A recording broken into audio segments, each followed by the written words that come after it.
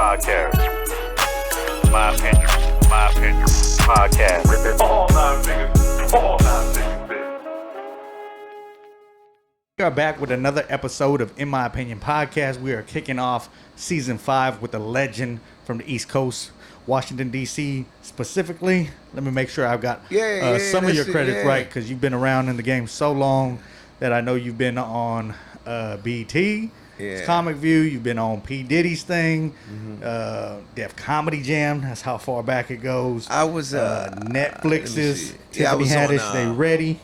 Before I was on the first TV show I was on was called Public Access in DC for Howard University. They had their own they still have their own network, and this guy named Andy Evans back in DC, we called him the Godfather of Comedy. He put me on my first TV. I had been doing comedy. I started in May, and we did the show in June. May of what year? I can't remember. 80s or 90s? Probably the 80s. I don't know. Okay. See, so yeah, again, I know, man. You Start guys are out all treat. vague and stuff. Ain't that crazy? Yeah, but it was I was doing well on the little open mic scene. So, boom, he put me on. So. All right, Mr. Woods, I know you have no idea who I am, what I do, where I've been, any of that, but I feel like we have a lot in common. Because you yourself were in the military, I was in the military, and if I got it correct, you were a medic as well. Yeah, I was started out as a dental tech, but Okay. when you go FMF, that's when you have to go with the Marines. You have to go to Camp Pendleton and become a corpsman. So I'm a corpsman. Just say I'm a medic too, but more like a EMT. You know, like Yeah. You don't come and go, oh, I got a rash. I don't know what to do about that. But you got, hey man, I got a sucking chest wound. Got you. You know what I'm saying? All right. Has it been? When was the last time you worked in the medical field? Ooh, I can't even stand the sight of blood now, man. Oh, okay. I'm telling you. So let me see. I got out in I think 90 or 91. Yeah. But wait, when I did the first Def Comedy Jam. I did Def Comedy Jam. I did another show called Caroline's Comedy Hour. Okay.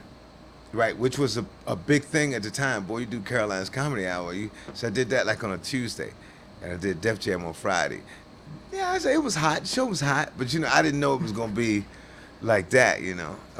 A friend of mine named Teddy Carpenter from DC, he did. We all taped, but his came out before mine. He said, "Yo, wait till you see." He was saying, when it comes out, it's gonna blow your mind. Now, if you would have never started comedy, have you kept on in the medical field, or I think I read that you might have been a dentist as well. Yeah, but I was already doing comedy then. Oh, so so I got out and I was working for a periodontist in Bethesda, Maryland. His name was Jay Slotkin, rest in peace, and another guy named Tony Rose. Tony Rose might see this. Tony Rose, he's retired, lives in Florida now. Okay. But I worked with them and then start, going to community college and taking credits and then I was like, like, this ain't what I want to do, because I had started doing comedy. And how long were you in the military? 10 years, I guess. 10 years. Yeah, but it wasn't like a straight 10 years, Where were you stationed, if you don't mind me asking? I was.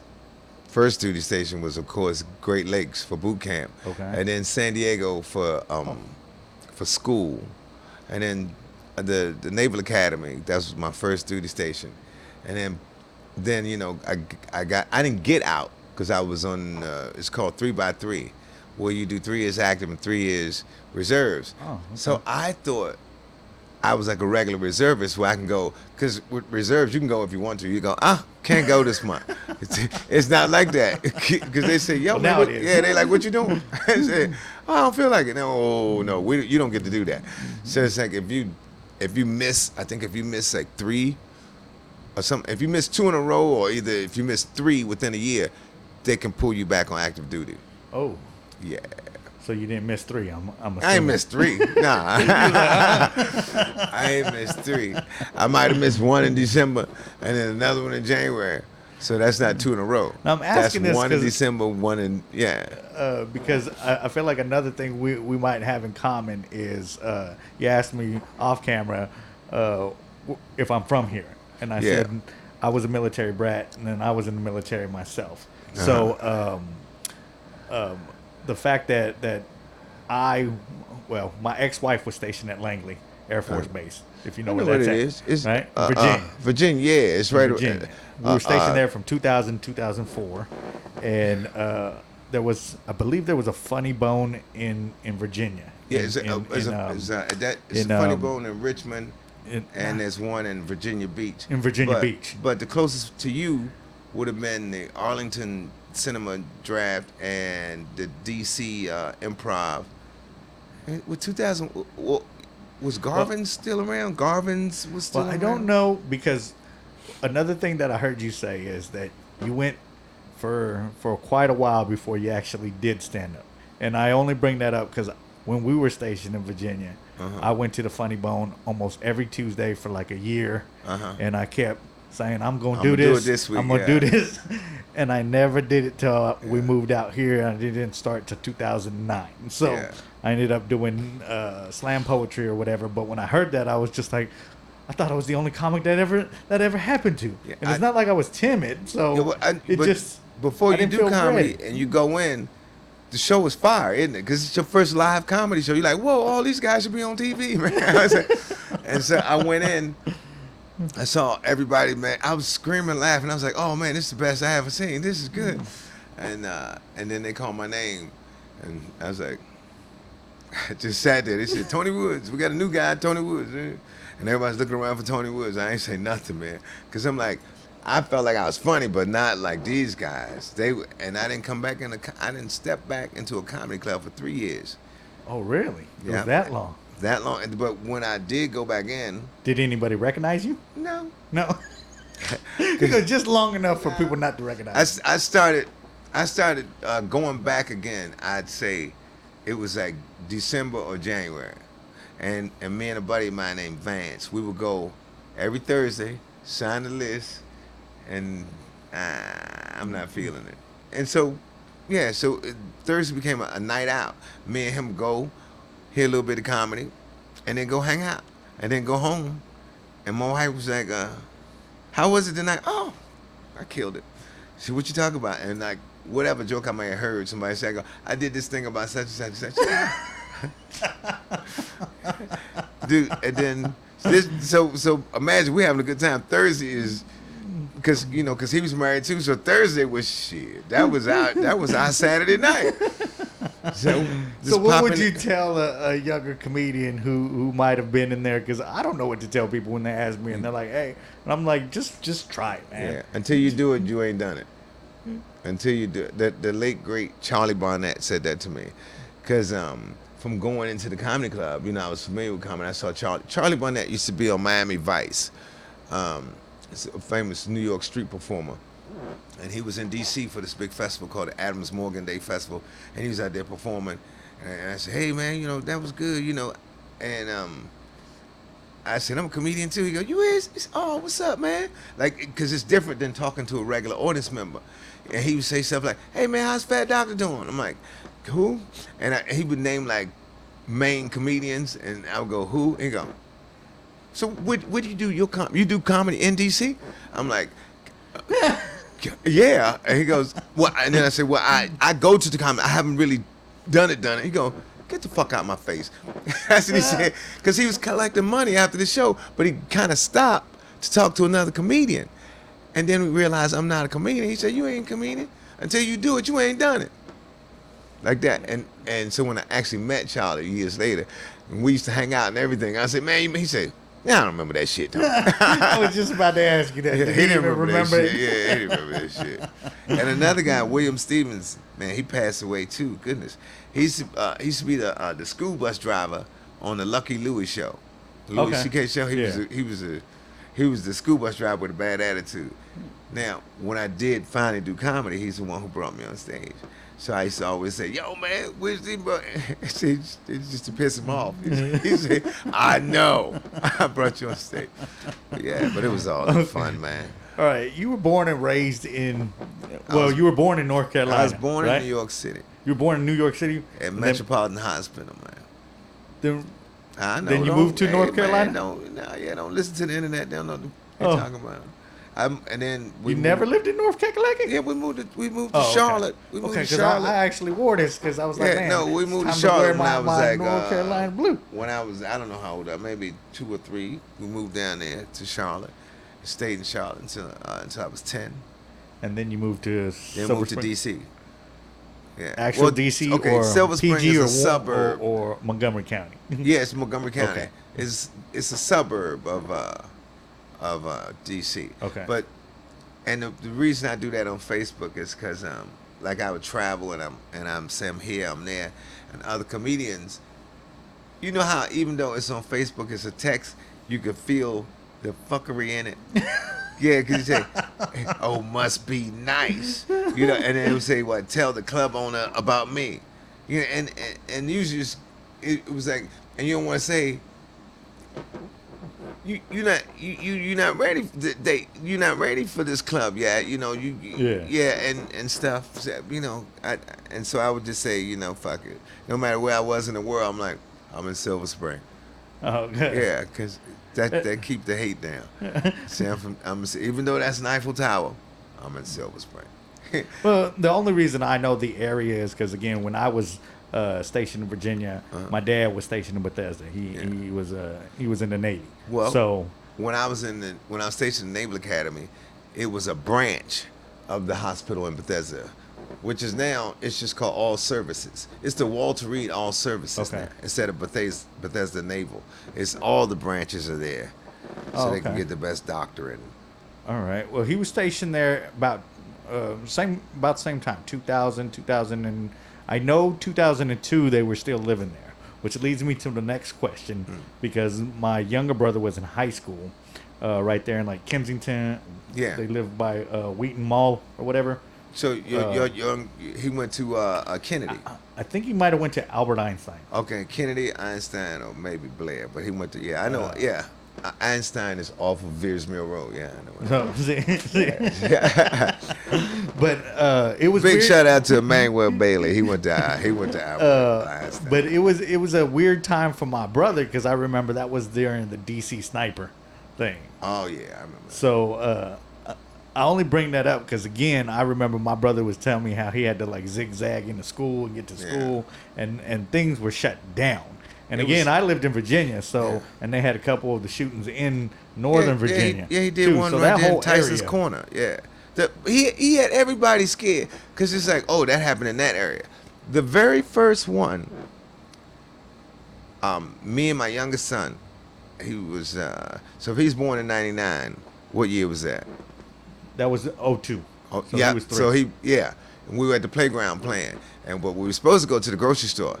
That's the same grocery store where he did his first shooting. Really? Yeah, and we're at the playground, and I'm like, come on, man, let's go. So it's because of him. We didn't. I'm like, all right, go ahead. You know, just all right, yeah. Because I was supposed to go to the grocery store, get something, and then go home. But I'm like, I'm gonna take you to the playground for a little while. You can't do that to a 2 or 3 year old. And go, we're gonna be here for a little while. We're leaving. No. So he played and played and played, and then See, I like to touch on topics like this because, again, like people out here on the West Coast don't realize how crazy it was if you lived out there and you were dealing with it. Yeah. They just heard about it on the news for a 10-second, news drop, and then that was it. Then we went back. We went home. Went to my mom's house, and she was all like, "Oh my God!" Oh, she said there was a shooting at Shoppers. That's the name of the grocery store. Shoppers. Okay. What's it called? Shoppers Food Warehouse. That was the first one they did. Did it affect comedy in the city as well? It affected everything, man. It affected everything.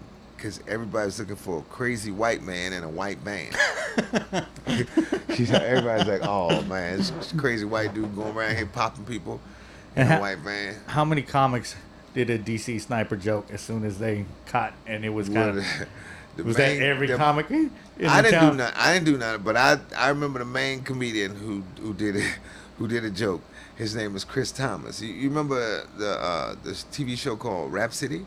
Yes. He was the first host. They call him the mayor of Rap City. Oh, okay. He has a joke. He says, I have 5 kids by 5 different baby mamas. And he said, when the DC sniper was out, so he probably wasn't telling that joke at that time. He said, but when the sniper was out, he said, I pull up to the gas station. He said, all right, y'all get out, pump that gas. He's, trying to get child support down. I was just about to ask him. It's a did funny you joke. Actually hear But when you think, funny jokes? So I can. Which means you were also in the area again. I was actually in the military during this time, during 9/11, and then again, you tell people out here on the West Coast, they were just like, eh. Again, I remember I had friends that were crew dogs, and they were loading up the jets that day. They were, hey man, and F-16s was gone, and everything was locked down around there because 9/11 was crazy in that area too. I remember, again, I was a medic. That's how I met my baby mama. She was a medic, and they was telling her that she might have to go up there and be support and help out of the D.C. area. 9/11, I lived there on Flatbush Avenue in Brooklyn.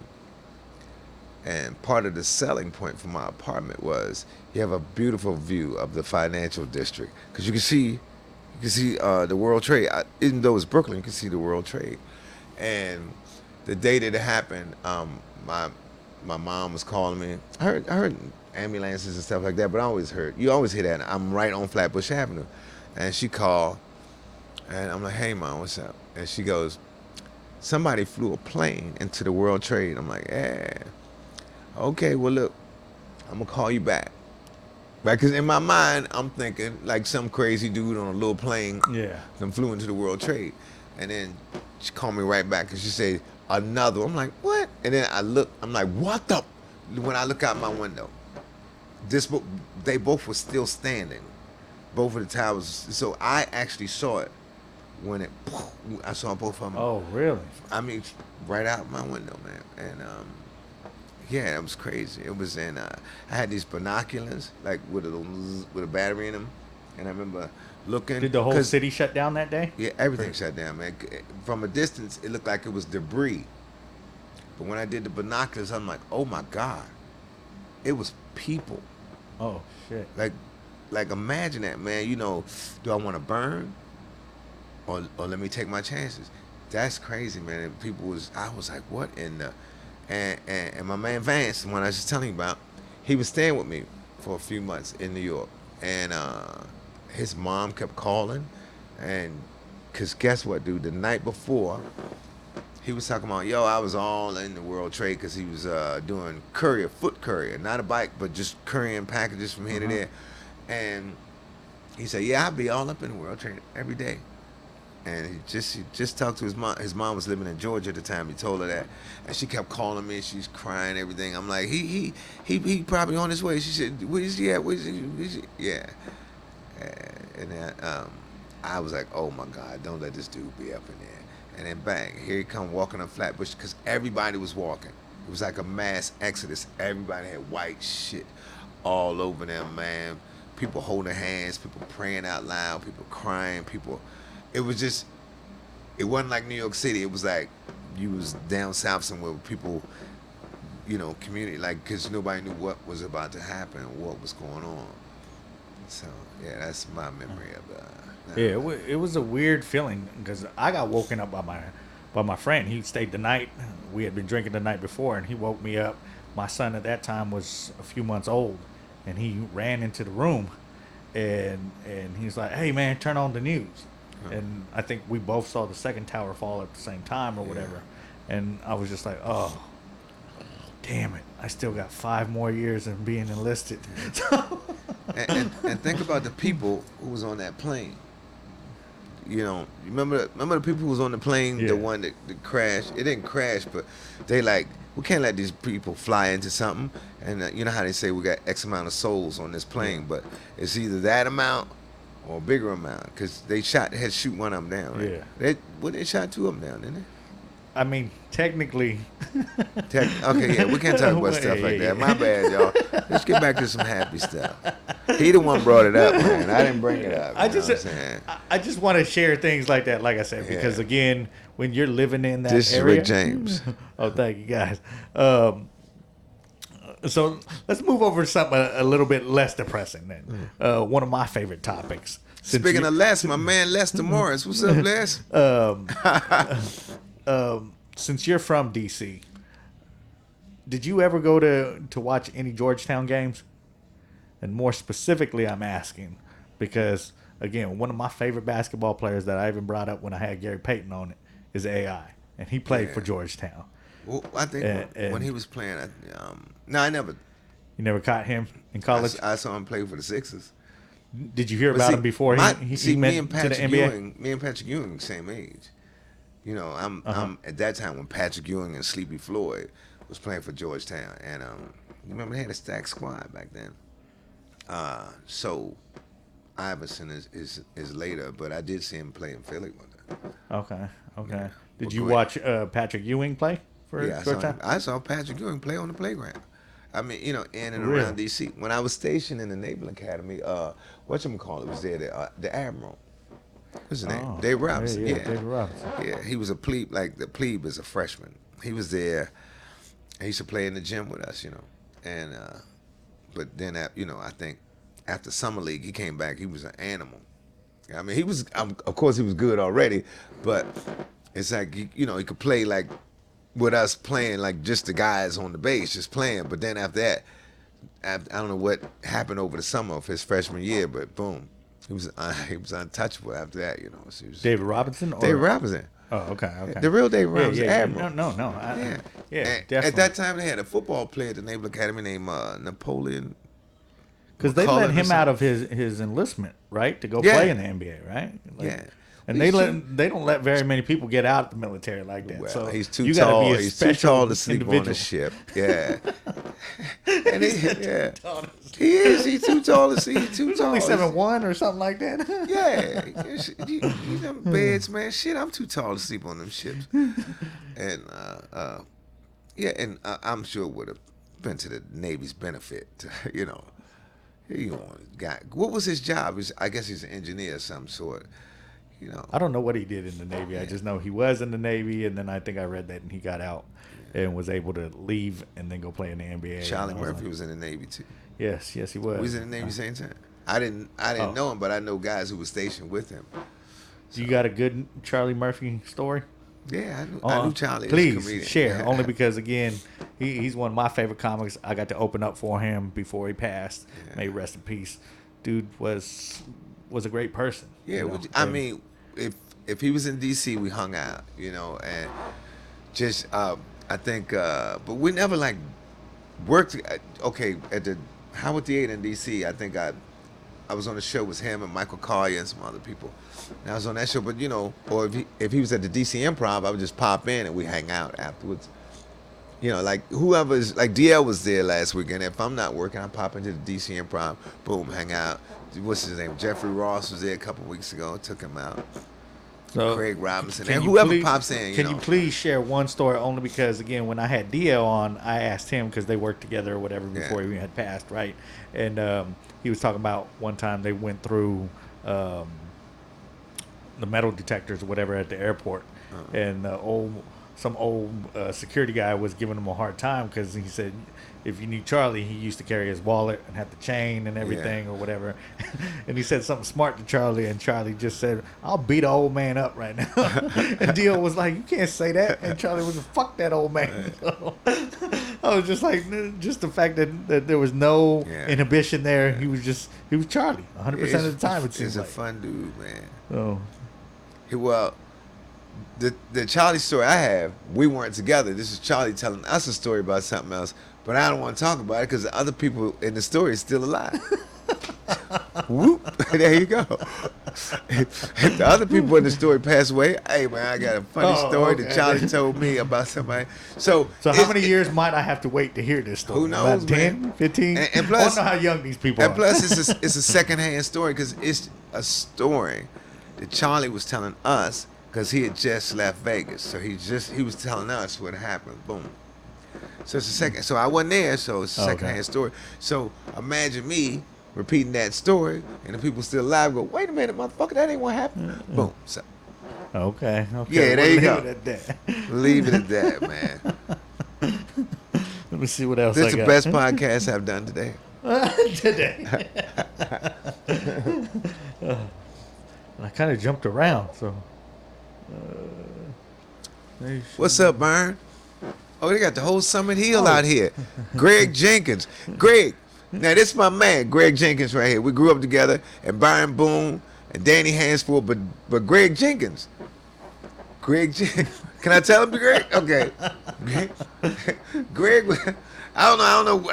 Anyway, yeah, Greg smacked somebody and said, "I'm Rick James, bitch," and they called the police. But anyway, again, that's a secondhand story.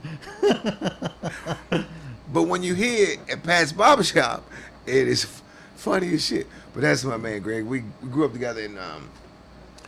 Greg had been on vacation. He had been on vacation for a while. You know, sometimes you go on vacation, you come back, and you're like, man, I miss stuff like greenery and stuff. And then but anyway, so I think somebody woke him up abruptly, and he woke up and smacked the shit out of him and said, Rick James, bitch. And then went back to sleep, right? That's how I heard this story, Greg. See? Okay, I think I wrote this question kind of the way, you being from DC, do you feel like they pick racist names for you guys' sports teams out there? Or is it kind of just, oh, those were great names? Because I kind of like the Bullets. I felt like they should have had the Bullets. They should have never changed that. Yeah, I don't know why. Well, too many people was getting killed in the 80s. Yeah, remember they said DC stands for Dodge City. But I didn't know that's why they changed it. I don't know why. What is the name of the team now? The Wizards, right? Yeah, yeah. And my man played for them. There you go. what's the Commanders? But I was gonna ask that, which leads me to now did you Magic. Did you is go? part Did owner. you study? Did you go to War College? Like it's like War College is like. What is it? It's like I should sign up for everything because you get extra money, right? and plus, it'd be like a 3-hour class, a 3-hour boring ass class, and then on the last day when it's over, you get to leave at 12. Boom. So it's almost like a weekend and a half. So when you study the different wars and all that, and the name Redskin is a body count. Is a body count? It's a body count. When they would come, when the army, when the army stopped fighting with each other like Civil War and all that, and the army became one U.S. Army, their job was just to keep order and eradicate natives, and like. But that was the name for the native, though, right? No. On the battlefield, they body counts would be like blue coats, redskins. So the name Redskin is really a body count. That's what. But for natives or for natives. Oh, okay. Like, which means it's more derogatory. It's crazy derogatory. So because the bodies are decomposed, so the only way you can tell is the blue coats or the redskins. Oh, Ew. A lot of people probably in DC because they all really football fans, and yeah, I could. Which leads less. me to that question about is Magic just purchased, right? The Commanders. Do you hope he changes the name, or is cool? Let's just keep it that. Who cares? Because you're not a big football fan anyway. I know. Listen, I can play all sports. I just don't. I've never been one of them people who just sit down and watch it. But I can play better than most people. But I just don't sit down and watch it. I don't care. Like people go, yeah, we got a big game next week. Fuck your big game. You ain't got no big game. we looking good this year. We got a couple of. Shut the fuck up. So I've never been into it like that. Okay, I don't know why. Okay. But I can play everything. But I just never been one to. What sport are you best in? I don't know. But I mean, I ran track. I played football, basketball, baseball. No. Yeah, I'm not good at baseball at all. Which is bad because my grandfather was in the Negro Leagues and my dad was really good at baseball. They was all really good at baseball. Oh. I got allergies, man. Fuck that. I remember the first time this guy, my mom was a nurse, and he worked at the hospital where he said, yeah, I coach Little League or whatever. You should get your son out there. So we out there, I'm staying all the way out there, and it's fucking bugs all over. It's gnats, because it had rained, so the little bugs. So I had my glove over my face, just chilling. I was way out of outfit, I was just chilling. And then you hear the crowd screaming and everything, And then I looked through the fingers, and I could see a couple motherfuckers running towards me. Like, what's up, nigga? Ah, because the ball was right there. I was. Then they pulled me out there. And yeah, he pulled me out the outfield, man, and he was. Yeah, I was surprised, because he was cussing and shit. I was like, I don't get down like this, right? And he said, yeah, you sit right there and you do this and that. I'm like, I'm leaving, man. He said, what? Yeah, I'm leaving. And I left. He said, you ain't leaving without that with that uniform on. So you know what I did? What? Took that motherfucker off. Because I know I had a T-shirt and I had some swimming trunks on underneath. Took this shit off. But the thing is, I had to cross the interstate to get home. Oh. I did. Like the interstate. Yeah. Like the Beltway? Like, no, but this was in Charlotte, North Carolina. Oh, okay. When I ran across the Interstate 77. I ran across the highway. It was cool. Yeah, and then when he came over to the house, like later on, he came over to the house and he was just a totally different guy. I was so worried about you, man. Where'd you go? Fuck you, dog. You cussed me out, motherfucker. You called me a punk and all kind of shit. Yeah, fuck this dude, man. How old were you? I think I was like 8 or 9. But that's man. I'm my only a raw child. 8-year-old. I was the only child, man. Me and my friends was just hung out and just it wasn't like organized sports guys. It was more like playing in the creek, riding bicycles, all kind of just all fun, But just having to be, and in hindsight, I look back on stuff like that, and I say that's bad because that come from not having a father in the house. Now all of a sudden you got this male figure yelling at you. You're like, man, fuck you, dog. Yeah. Well, you know what you always say? You ain't my father, motherfucker. And you bounce. So, and that's the attitude I have. In hindsight, I see. But you know how your kids are your kids, and sometimes if you get mad at your kids or you're disappointed in your kids, you should look at yourself because they are you. My middle son played high school football, right? Bought him all his equipment and everything. And then one time I'm like, yo, man, what's up? Y'all ain't got practice? Like, nah. Then he told me, he quit. I'm like, what happened? I thought he got cut. He didn't get cut. He quit. I said, why? Because the coach was yelling. He was disrespectful. And I was like, what? Like that's what coaches do. No. They yell. But that's crazy because the same shit that I did, he did it. But, but he had already been playing. He's been playing organized sports all his life. But that was my first encounter with a coach. And he was yelling. I'm like,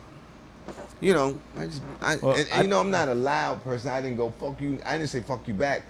He said, where you going with that uniform on? And I guess he thought that would make me come and sit back in the dugout. I came back to the dugout. I took off the uniform. And I dipped. I dipped. Yeah. No. I have a similar story in high school. Played ball, played basketball. That's the only sport I'm decent at. And my coach took me out. Said, I don't want you passing the ball like that. That was during and one. Yeah, that's I was getting crazy. Ball. Yeah. I was off the elbow passing, yeah. shit like that. Like, you can ask both your openers because I beat them both in basketball, Jerry Law and Jay Rich, right? So, like I said, that's the only sport that I'm decent at. But I remember my coach took me out, said, you're not going to pass the ball like that. You're not going to play. I said, I guess I'm not going to play then. Took my shoes off. Sat out the rest of the game. So I had to wait for the hour and a half to get home. So, hey, Crystal, look, I got the whole Summer Hill out here. What's up? Crystal's here. And Crystal's brother, rest in peace, Kevin, we all played on the same basketball team in high school. Dude, I was horrible at basketball. Like in the gym, I played over there with like the people who had just got to DC from like Vietnam and stuff like that. I was the best basketball player over there. We be walking and shit and doing. But this is how I started playing ball. In the Navy, stationed in San Diego, right? And you say, yeah, man, we're gonna play ball tomorrow, blah blah blah. Because we was in school, couldn't play ball every day like everybody else. And I remember this guy said, yeah, well, Woods from DC, man, I know he can hoop.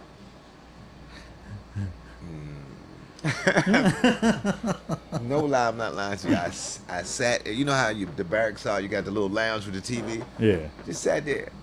and watched basketball for like, I think, I remember George Gervin was playing. I just watched, just because I never actually done that before. Of course, I seen games, but I'm like, Then you finger rolled it. yeah. And then boom, went and just applied what I seen on television. And I remember my man said, "I told you everybody from DC can ball." Okay, There you go. and that's it. That's There my. but my sons are all really good at really good, really goddamn good at basketball. And so I think sometimes, if I had been like in organized sports, like from the beginning, like going to the boys club and all that other shit, who knows what would happen? Because I mean, my father, my grandfather, and them did that, and my sons all do that. So I'm like, but I was out riding my bicycle and playing in the woods. And, shit, I was evil Knievel. Fuck that. I was on my bike jumping over shit. So, and I was probably the first. They used to call me Black Tony Alva. Yeah. It sounds racialist. It's not. Tony Alva was. You say racial. If Tony Hawk is Jordan, Tony Alva was Dr. J, as far as skateboarding goes. Okay. And I was, you know, just wasn't nobody skating like they are now, man. I'm skate all the time. And I can ski and all kind of other stuff like that.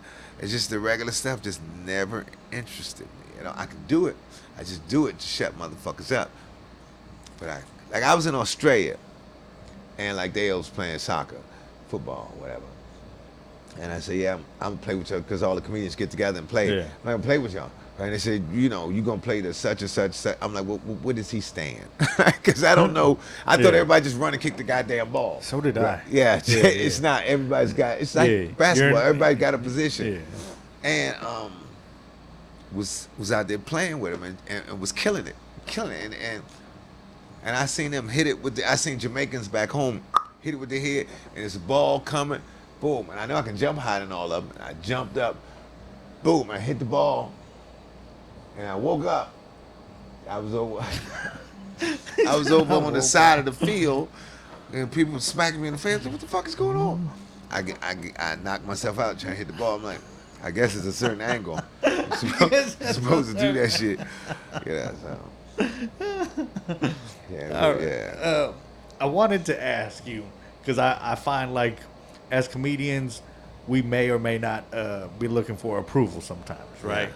But the fact that Dave Chappelle got his award and then mentioned your name, that's got to be like an award in itself. Yeah, it was. Because people say to me, hey, man, congratulations on your Mark Twain. I ain't get no goddamn Mark Twain.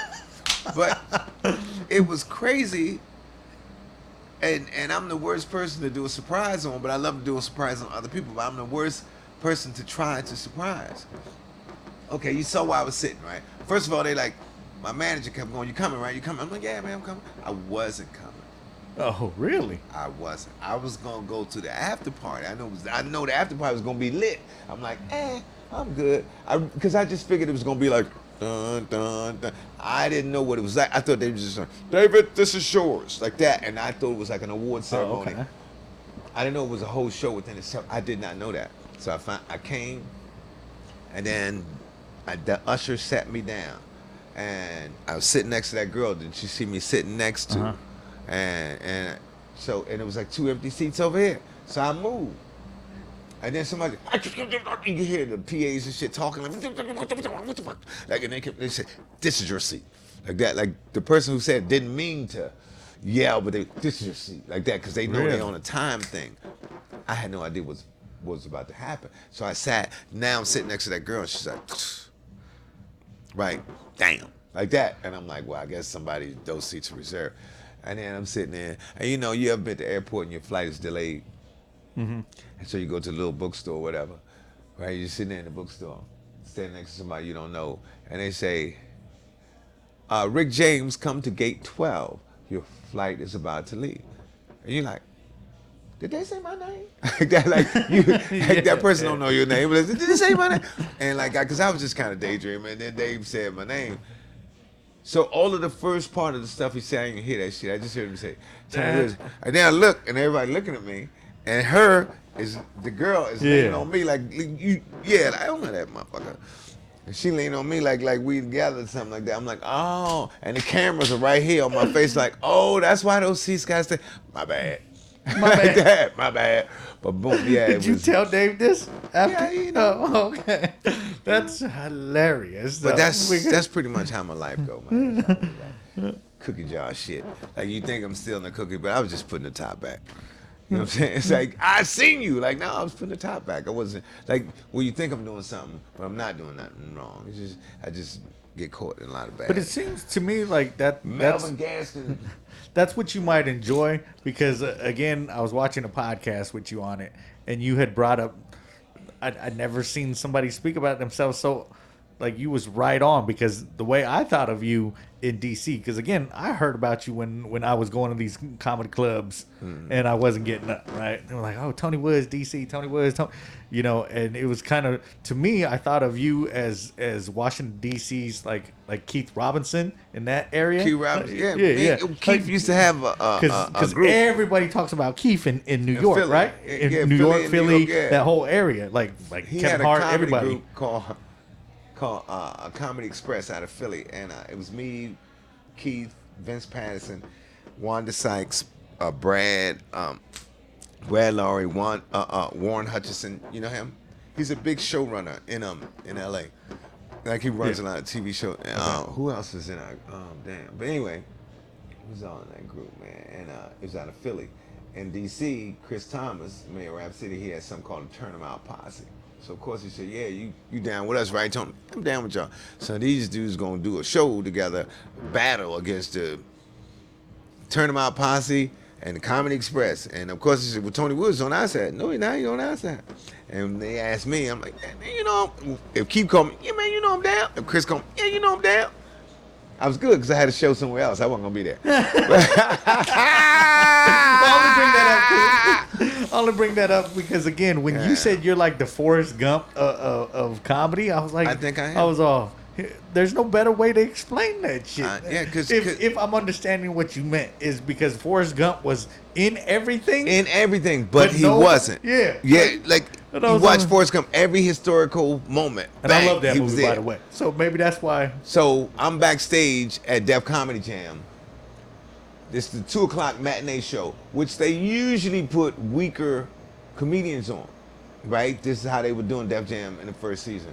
My man Bernie, who's like the king of Chicago, whenever you do All Jokes Aside, you go to Cotton Club afterwards, hang out Bernie's, and I'm like, and Bernie there. And I guess Bernie was trying to fit into the New York groove, because you always see him in suits, and then he had jeans with all the airbrush. with spray airbrush. I guess he's trying to fit in to it. And he had his button, all the way, and his shirt tucked in, and I was like, you should pull it out. Man, I know. I know what I'm doing. Boom. And then Angela Means went out. Angela Means was the crackhead on Fridays. Okay, yeah. And then my man Butch Burns from DC, he went out. They was already like when the crowd was getting restless. Then Butch went out, and Butch went out like he was doing a comedy club, like just sitting there with the mic. Whereas when you do Def Jam, you had to, even though I'm not all over the place, but you got to bring it up a little bit for there. You can't go, hey folks, how you doing tonight? Can't do that on the Def Comedy Jam, you know. And bang, and so because Butch is a funny motherfucker, but boom, he got booed. Russell had to come up there, hey, this is not the Apollo. We don't do that here. Like that, boom. And everybody, you could hear a pin drop. Because these are all people who were like on his label or he the man, right? So boom, run it again, like, because they were like, that's not gonna air. This ain't that show. You go up to 125th Street for that shit. This is HBO. We don't do that. And bang. And so bang, and then Bernie went out there. Now, since you were there that night, I was there. Bernie went out there. There's stories about Bernie. Did he cue up Kid Capri? No, he do that. He did that back in Chicago, like with the DJ. Kick it, boom, that's it.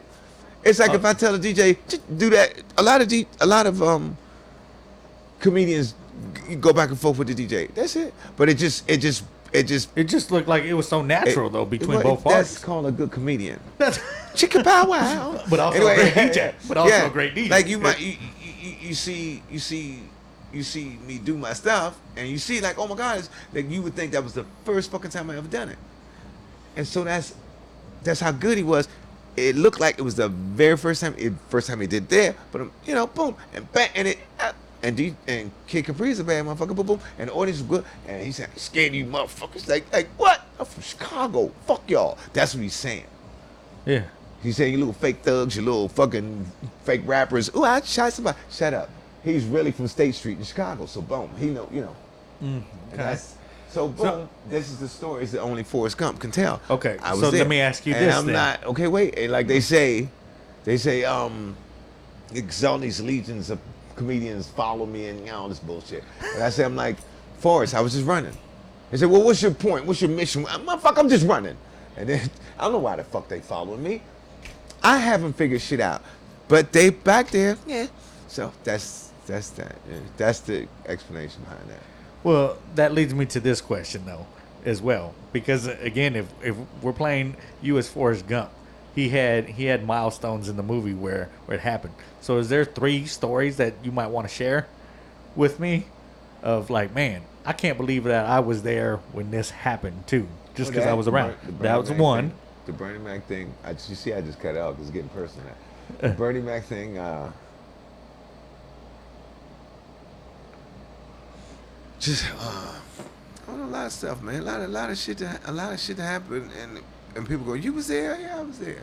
Because being from DC, you must have. A lot of shit happened in New York. A lot of shit happened all over the place. But I mean, Martin Lawrence must have started comedy after you, right? No. No. As a matter of fact, I tell people this all the time. The first 2 comedians I met before I was a comedian, because I walk up and this guy Kevin Anthony and Danny Williams go, "What's up, man? You gonna do comedy?" I'm like, "Yeah, man. I'm on the list tonight." They go, "You on the list?" Because they had seen me being in there. So boom, they said, "All right, well you about to be a real comedian," like that. That was Danny Williams' word. "About to be a real comedian." Like that. So the MC comes over and he says, "Where do you want your light?" I said, "Right in front." Here you go. Save the jokes for the stage, man. I wasn't joking, because we used to sit by the door and the comedians come out and then the MC come over and go, "What the fuck, man? You did 20 minutes. He said, "I ain't see the light." So I thought, well, he's asking me what I want the light so I can see it.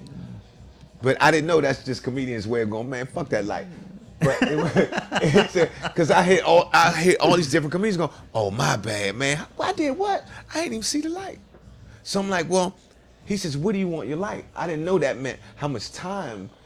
I thought it meant, "Where do you want your light?" And I said, "In front of me." And he goes, "Yeah, save the jokes for the stage, man." That's like, that guy's an asshole. That's what I was thinking. Yeah. And then boom, did my thing and bang, and I smashed on the first show by accident because I forgot shit. The first 30 seconds was horrible. But boom, something happened and bang, I killed and yeah. Because if I had bombed, you wouldn't be talking to me right now. I wouldn't have came back. My main man, Big James, the comedian Big James, get up on. In my opinion, podcast. My opinion, podcast. All nine niggas, all nine niggas.